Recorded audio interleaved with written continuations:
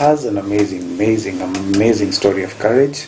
And thank you very, very much for honoring my invite to come. And yeah, so, wow. Where do we start? Who is Nikki? Okay. Nikki is first and foremost a mother of 2 girls. That I think is my most important identity. Oh no, my most important identity is that I'm a child of God. I'm a daughter of the King. That is my everything. My other identity is that I'm a mother. I'm also a human resource practitioner. That's really me. Yes. Okay. So for the making of Nikki. Yes. Nikki was made somewhere, not manufactured. So she went through a process. Yeah. So how was your home background? Where did you come from? Who are your parents? Please share with us. Okay. Yeah. Born and brought up in Meru. Beautiful place. I had my formative years in Meru. I came to Nairobi for high school. That's when I discovered Nkirote is not an easy name. So from the first day of high school, people still call me Nikki because of saying Nkirote. So you don't have an English name? I don't have an English name. That's a blessing. Well, yeah. So then I also went to campus in KU, graduated in 2008, then started working. Awesome. As you hear, kuna masomo KU, iko masomo KU. Oh yeah, the wonderful years of my life. You know, there's something public university does. It exposes you to people from all walks of life. Okay. So it broadens your view of the world and of life. You meet people from everywhere. It's an experience I think you can't get in other institutions. So. Okay. So you have been, I wouldn't say undergoing some challenge. You have persevered, walked the hill, won it. Yes. You have a story to share with us. Okay. So how long have you been battling depression? Okay. I've battled depression for it's hard to answer that because my first episode with depression was in high school actually, but then people didn't know so much about mental health at that point. Neither did I. So, but I saw a psychiatrist was put on antidepressants. I had some sessions with him. I even moved schools, and so everyone thinks, okay, we're done.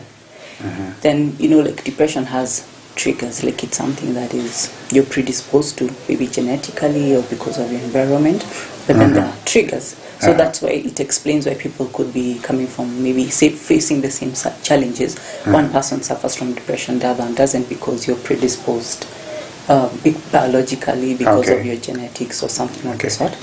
So I finished high school, finished campus, then now in my adulthood, that's when I started again struggling with depression. I would say then this has been for the last 8 or so years. And for me, I think of my story as one of redemption. Like, why not for God? I wouldn't even be alive. I wouldn't be here to share my story with you. For me, what I would want anybody who would watch this to take home is that our answers, everything we struggle with, everything we desire, everything is to be found in God. I wish I'd known that a long time ago. I think many of us go through life where we are Christians superficially or nominally because you're born in a Christian home, but it's not a personal story. So for me, my take home to anyone who's watching would be your walk with God needs to be personal. And the only time for me when I was able to think, okay, I have got this, I've recovered, I am able to face life again is when now I had that personal relationship with God. But my struggle with depression took me to hell literally, and God picked me out of it. There's a time I thought either I'm going to die or lose my mind. We'll get into that into more detail. Okay. Let's go back to high school. We know, for those of us that have had mental health challenges, the moment they started off, there was a trigger. There was something that kicked off the whole, some of us call it a circus, some of us call it the whole train of events. So what was the trigger for you? In high school, for me, the trigger was just an unstable family background. At that point, my family was going through a lot of upheavals. There was bankruptcy, there was divorce, or separate. It was a mess. So as a child, I didn't know how this was impacting me until I broke down in school. But then now, I hope parents in our generation are much more aware of how their children are affected by every little thing that is happening in the family. Because whether you talk about it or not, children see, they understand, and they're not able to process. So while we cannot protect our children from all the bad things that happen in the world, talking to them, helping them process, telling them our family is going through this challenge, but we will get through it, offering them hope. But I think in past generations, that culture of openness was not really there, especially with children. So maybe people assume that the child is not understanding or they can't comprehend. But the children go through a lot of anxiety and stress, and parents need to communicate to them, reassure them, like, yes, our family is going through these things. Maybe there are people who have lost jobs, or death has happened. You need to talk to your child. This has happened. However, everything is going to be okay. Reassure them, teach them to pray, so that then, because you cannot insulate them from life. You just need to now give them tools to help them face whatever life will throw at them. So, how did the school handle it? Because now this episode happened in school. Yeah. So you just collapsed, fell. I ran away from school. You ran away? Literally, yes. That was a story. Sidebar. So when I was found, the school, they made a good decision. Of course, they had to suspend me for 2 weeks. But then they're like, while in suspension, you must see a therapist. You must see a therapist. So for some reason, my parents took me to see a psychiatrist. Not a therapist. Why I'm mentioning that is because I think a lot of health challenges people go through need, first and foremost, talk therapy. Yeah. If you can find that before you now escalate to medical intervention, with medication and all that, it would be nice if you covered the base of talk therapy, because sometimes people just need to let whatever is weighing them down off the chest, and then have the other person equip them with tools, like when you're anxious, you can do this, when you're worried, do this, which all of that doesn't need medication, right? Because now when you introduce medication, then you're giving this person an additional burden and an additional financial burden. There's also the risk of dependency on these drugs. Of course, there's so many mental health issues that need medication, but a lot of them don't. So if we could just make sure, first of all, we do the talk therapy before we move to medication. So first episode, how did the other fellow students handle it, or did you immediately moved schools from there? No, it wasn't immediate. So, of course, before that, I was this quiet, disciplined girl who's a prefect and all those things. Prefect ran away from school. I know. So it was a shock. What happened? What happened? So there was that outpouring of very genuine concern. What happened? And I didn't even know how to explain it myself. I didn't have the words to say that I just couldn't take my life and I needed to just go. So that pressure is what made me want to move schools, because I felt like I can't stay in this school anymore where everybody's always asking me, what happened, what are you going through, what are you thinking? And I didn't have answers. Even I was wondering what is going on with my mind. I felt a lot of pressure to give answers that I didn't have. And it was one of the top national schools, and I was a good performer before all that. And so all these expectations are on you to still maintain your performance, to give. I couldn't explain to anybody else what was going in my mind, so I was like, can I just go to a school that has a slower pace? So, that's why I moved much later then. Okay, wow, awesome. So, Kenyatta University. How's life there? Good. Now, actually, now, when I moved schools, and I just went to a slower pace, I adjusted. After some time, I adjusted, and in my own way, I processed all the changes that are happening at home. And then at that point, it hit me that I haven't really studied in a long time, and exams are around the corner, KCSE, and I might fail. So in the last term of high school, I applied myself to books, and thank God, by God's grace, I made it to campus. Campus was easy, really. It's easy. It was fun. I had a lovely time. I was not going through any stress in my life. There were no triggers. Okay. I'd found my equilibrium. I'd been able to find some stability in my mind. Okay. Going to my first job as well, I was still happy, stable.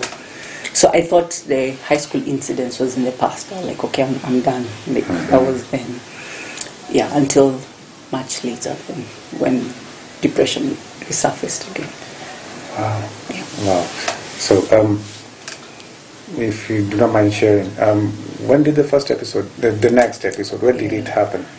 And what are the circumstances around it? Okay, I think I would say when I was, as a young mother then, with 2 young children, and in a new social setup called marriage and all the challenges that come with it, I think all of that was too much for me. I am avoiding to go into details because I wouldn't want it to seem like being depressed is another person's fault, you know. That's because now the challenge I experienced a lot when I told people I'm struggling with depression is so they immediately blame somebody else, like, oh, it's because this person is a bad person, or no. Or your job is too stressful. Or exactly. So I would now I'm careful not to say my story in such a way that it makes anybody look like a bad person. So I would just say that I was not, as a person, I was not equipped by myself from within. I was not equipped to deal with the changes that came with having a family, let's say, and balancing that, and also having a demanding job. So it was just me who didn't know how to juggle all that. So because those things on their own can be points of stress. So like, if you don't have the capacity at an individual level to face whatever challenges will come with a demanding job, or that will come with having young children, you know, or that comes with a new status of being a spouse. So if you don't have the internal mechanisms and tools, some of these things can put you down. And then if they all combine, it can be chaos. Wow. But do you think, in retrospect, do you think you could have benefited from continuous checking in with a therapist at least several times a year, every year? Definitely.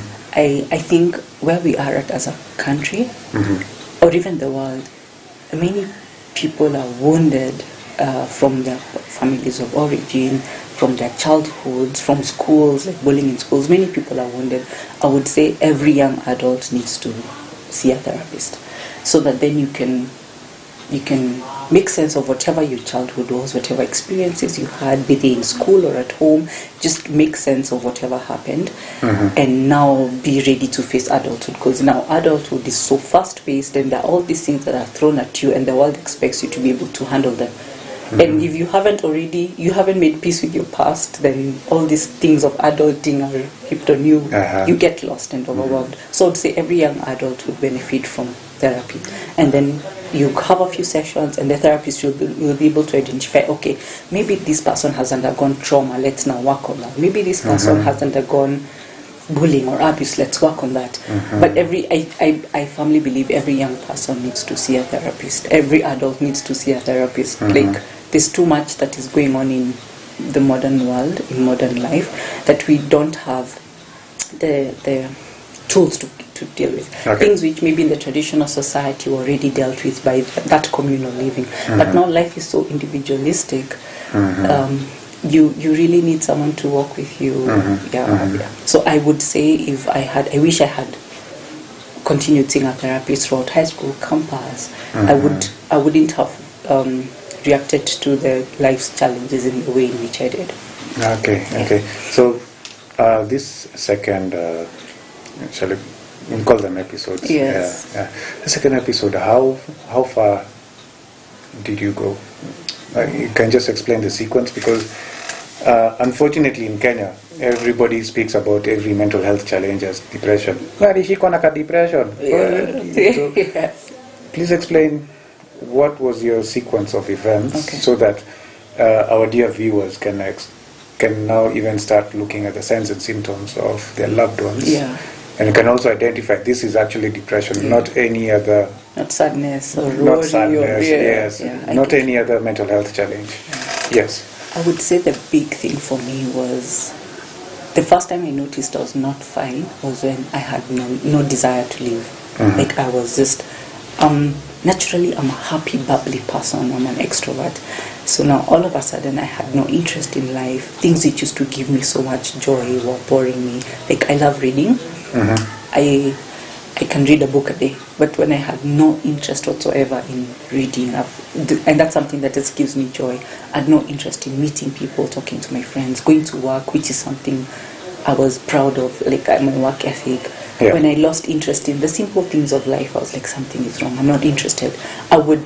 I had a love-hate relationship with my phone. I would not be called or respond to messages. Like, I wanted to just shut down the world and just look for a rock and hide under the rock and just shut everything. So did this just happen overnight? Or it was a progression. So like where you feel like you think you're having a down day, but now you look back and you're like, I've been like this for weeks now. It wasn't just one bad day. Yes. It's just been progressing. Then I started struggling with waking up. Like I just wanted to sleep. Like I don't want to face the world. Then I found it's progressive. I'm struggling with being a mother, attending to my children. I don't have energy.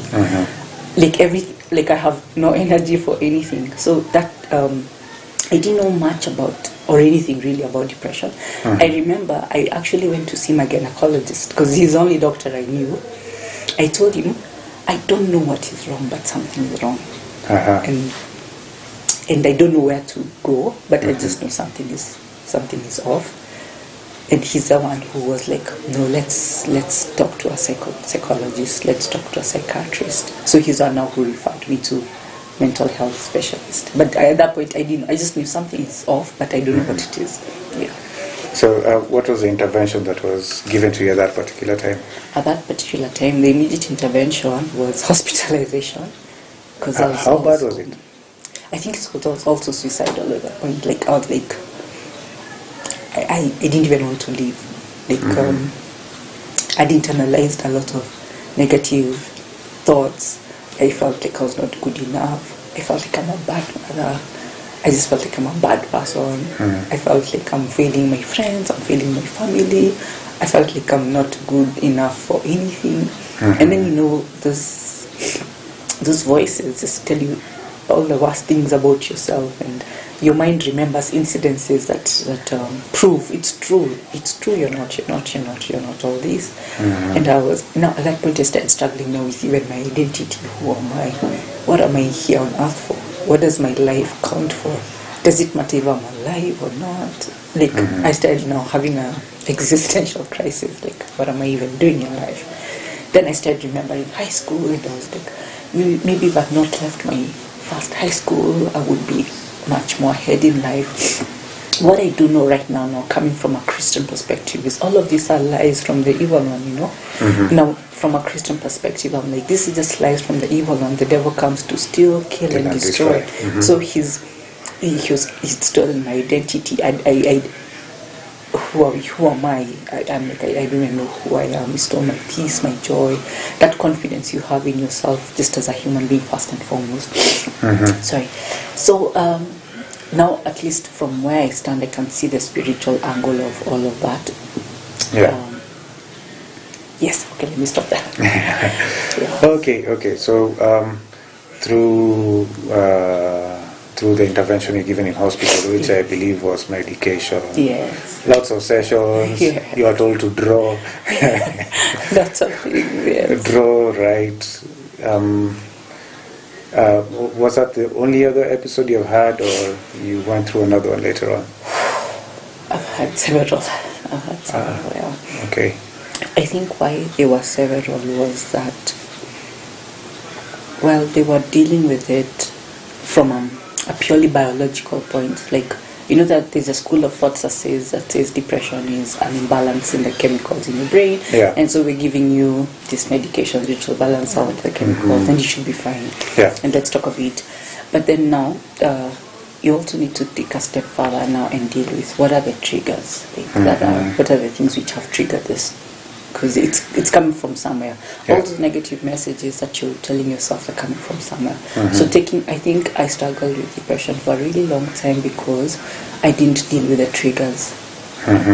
And the thing about dealing with the triggers is a lot of things that happen to us in our environments are not in our control. So if maybe you're in a toxic work environment, there's nothing you can do to your boss or your colleagues, or maybe if you're in a difficult family setup, there's nothing you can do to those other people. You only have control over yourself. So what I didn't learn is, how do I control my emotions? How do I take charge of my peace and my joy so that it's not dependent on the people or the environment around me? So if I had dealt with that, then my struggle wouldn't have taken years. Yeah. Wow. So, other than you still had an identity crisis about the roles that you're playing in society and how they impacted on you. I believe the one thing that you had to develop was a balance. And which balance is this that you had to come up with? But before you answer that, we can go on a break. We're on a short break.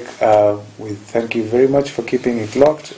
Be ready for part 2 of this episode with Nkirote, Mwiti. Yes. I'm still trying to get used to saying that. So stay tuned.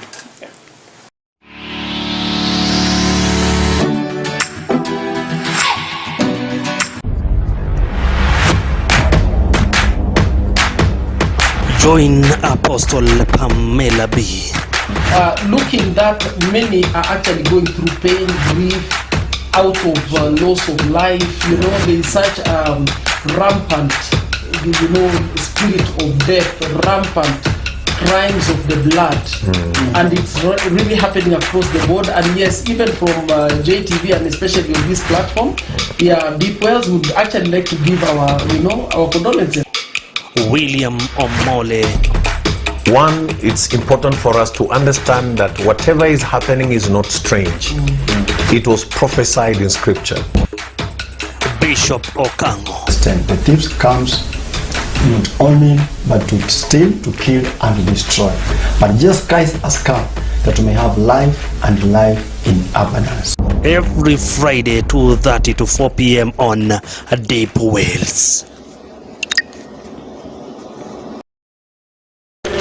Juda Prayer Center Kisajo, mahali ya kutafuta Mungu na kuomba usiku na mchana na kupatia Mungu mizigo zako. Tunapatikana barabara ya Namanga. Kama unatoka Nairobi, kuja pita Kitengela kabla hujafika Kisajo town. Angalia mkono yako ya kushoto, wana barabara nyeupe ya Maram. Fuata hiyo barabara. Na kama unatoka Namanga, pita Bisil, pita Kajiado, pita Isinya, pita town ya Kisajo. Hapo angalia mkono yako ya kulia, yuko barabara ya Maram. Fuata barabara nyeupe, fuata mpaka unaona milango imeandikwa Prayer Center Kisajo. Ingia hapo, tafuta Mungu na utabarikiwa.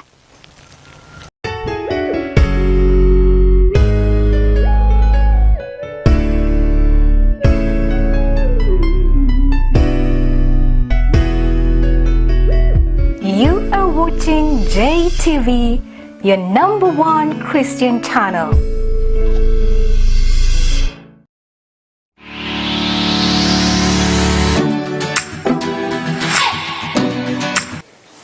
Welcome to this second part of the wonderful episode with a wonderful guest. This is We Do Recover.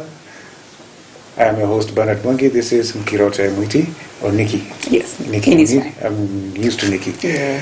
Yes, we were talking about you were sharing about the issue about your fight with depression all this time, and I was asking you about now how have you had to build a balance, and which journey did you get to build that balance and to you become this person that you are right now?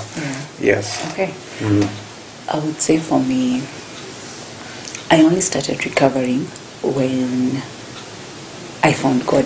I know it sounds cliche, but for me that's really the only time I started recovering, because then now I almost starting my life from scratch. Like, okay, so find God, get to know God. You're still on medication, you're doing therapy, but you still had, it started when you found God. Yes, my healing only started when I found God, because before that it was just a cycle of hospitalization, all this talk therapy, medication. I'm okay a bit, then I relapse, because then I'd not learned how to be in charge of myself, how to not let the environment overwhelm me. I hadn't learned that. So I'd be fine in hospital, then I go back to my life and I'm down again.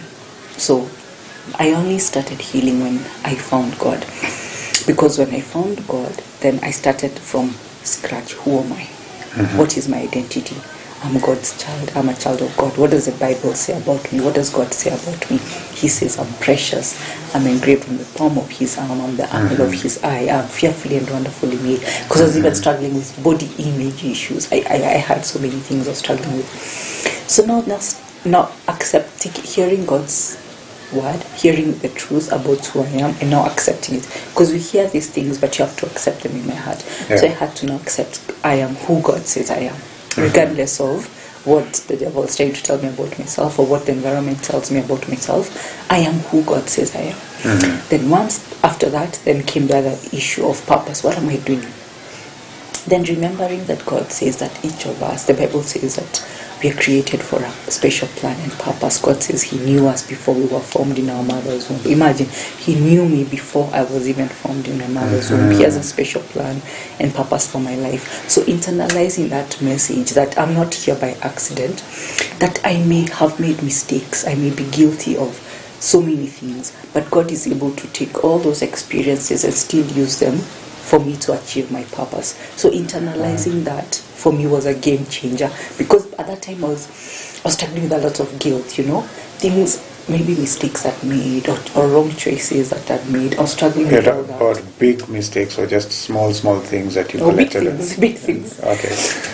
Big things. So, the kind of things that totally alter your life or the course of your life. The kind of things which you do, even you're like, was that me?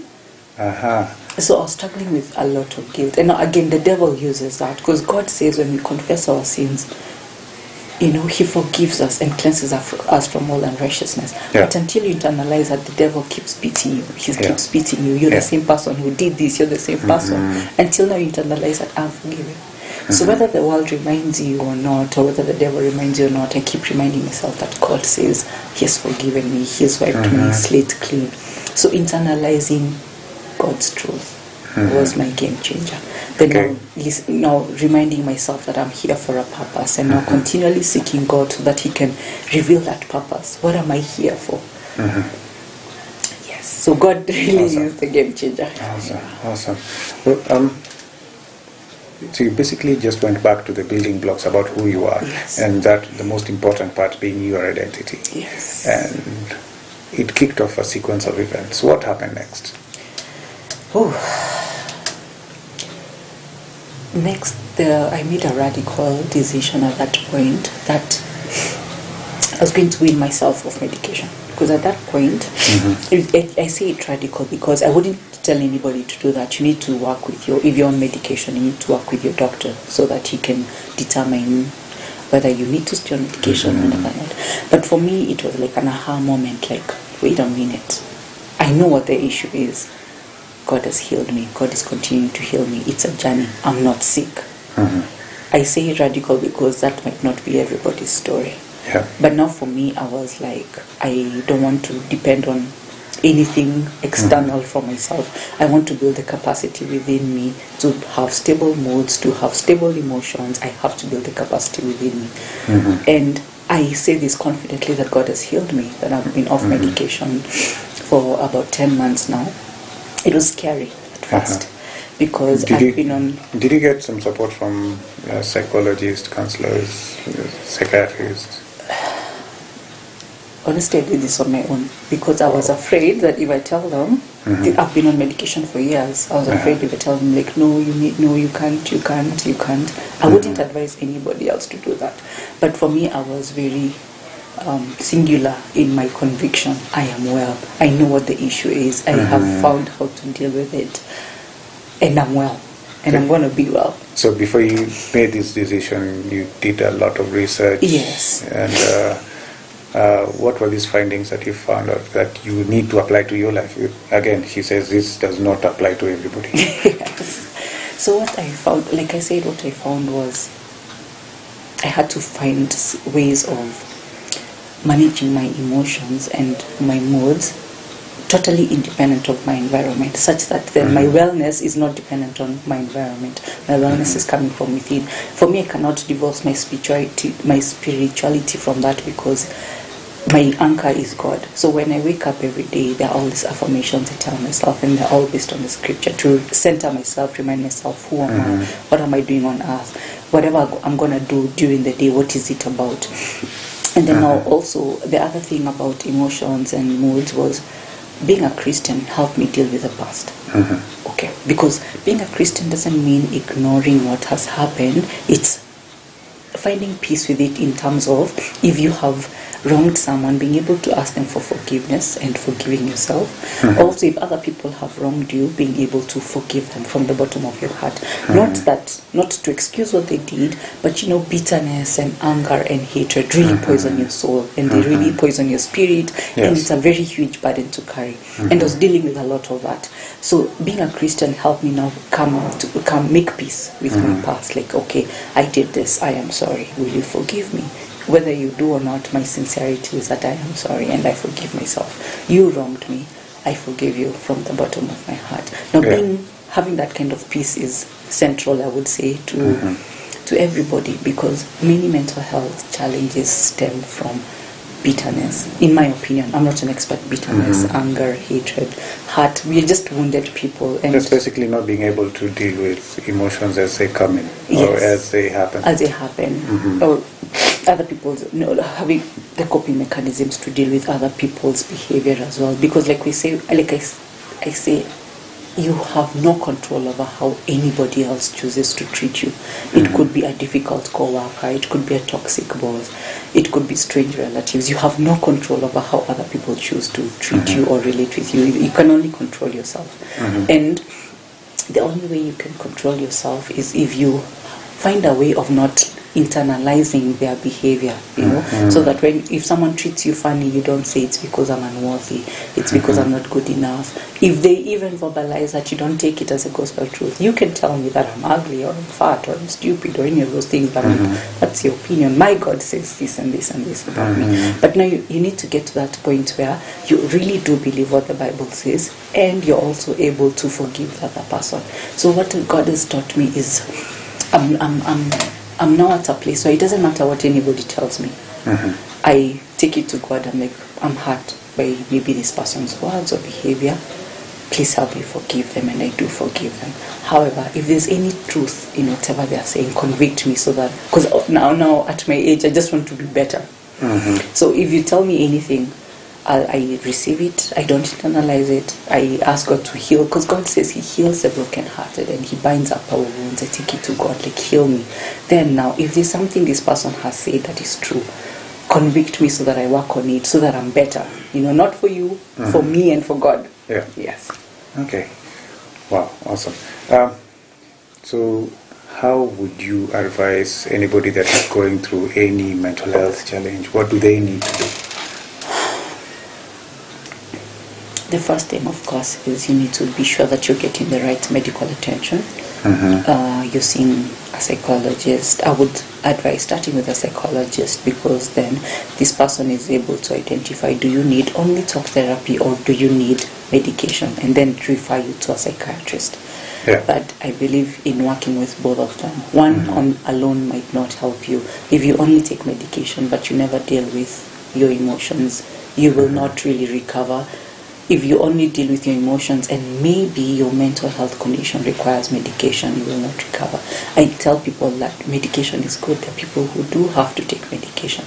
So you need to understand and then you have to take responsibility over your own health, understand, read about what it is, whatever condition you've been diagnosed with, read about it, understand it, understand your medication, adhere to it, work with your doctors. And then we know when you take control, a lot of medication that is given in mental health situations is trial and error. Like, let's try this. Let's watch your symptoms. How do you feel? Are you more energetic? Are you sleeping? No, it's not working. Let's try something else. So you have to be your own doctor. Listen to yourself. Then you will find out what works for you. If you're thinking of getting off medication again, you work with your doctor. So these are not things you can just wake up and stop abruptly. I also did not stop abruptly. I had to wean myself slowly. And you did a lot of research on yourself. Yes.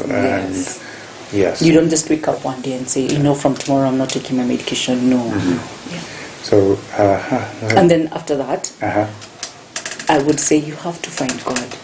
I'm not ashamed to say that, because He is the author of life. Any other interventions, any other solutions we try and give ourselves in life that are not found in God will not be sustainable. So you have to find God. When you find Him, everything else will make sense. Okay. Awesome. If anybody were to reach out to you, I'm not putting you on the spot. Yes. I'm not putting you on the spot, but if anybody would like to reach out to you for issues to do with mental health, for just a chat or something, how would they reach you? Oh, okay. Yeah. I would, I'm comfortable with email. Yes. So my email is Nkirote Mwiti. Just figure out the spelling, Nkirote Mwiti at gmail.com. Feel free, I will respond. We'll pray. So basically, write a lot. yes. And I'll give you a call and we'll pray, and hopefully I can point you towards, because I'm not a medic, I'm not a psychologist, but I just have lived experience and I can just point you towards the right people. Okay. So we thank God for you. We thank God for Him bringing you this far. Thank Him for preserving you and your family throughout this experience. And thank you for being an inspiration to all of us. And you're coming back for another show, but lakini hiyo tutapanga. For those of us that are watching us internationally, good morning, good afternoon, good evening. Thank you for watching, and for the live audience watching us through TV on Jtv, good afternoon, shalom, and keep yourself safe. Thank you.